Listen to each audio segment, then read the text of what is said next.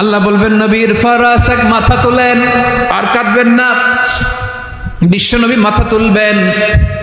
আল্লাহ বলবেন সাল তুতা, আপনি যা চাবেন তাই দেব। ওয়াশফা তুশাফা, সুপারিশ করেন, সুপারিশ কবুল করব।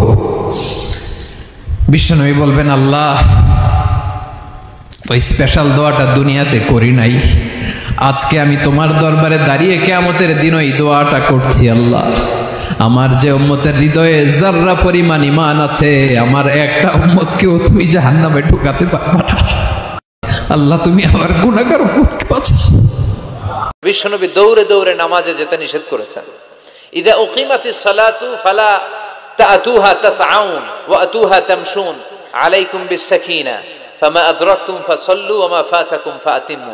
বিষ্ণু বলেছেন, নামাজের জামাতের ইকামত যখন হয়ে যায়, খবরদার দৌড়ে দৌড়ে নামাজে যাওয়া যাবে, আস্তে আস্তে যাও, হেঁটে হেঁটে যাও। ফামা আদরাকতুম ফাসাল্লু, যতটুকু যে পাবে আদায় করবে, যেটা ছুটে যাবে দাঁড়িয়ে নিজে নিজে পড়বে। কবুল করে নেয়ার মালিক কে?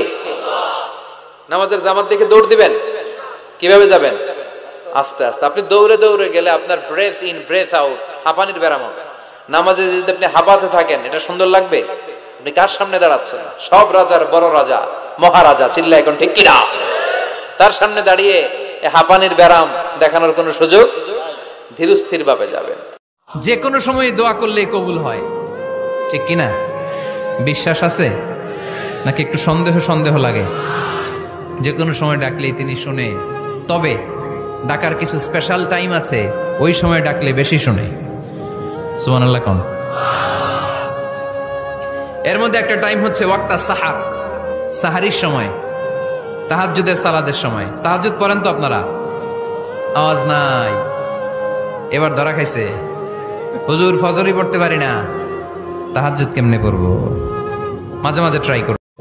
যে নিয়ামত তোমাকে আল্লাহ থেকে দূরে সরায়, ওই নিয়ামতের চেয়ে বিপদ ভালো, যে বিপদ তোমাকে আল্লাহর দিকে ধাবিত করে।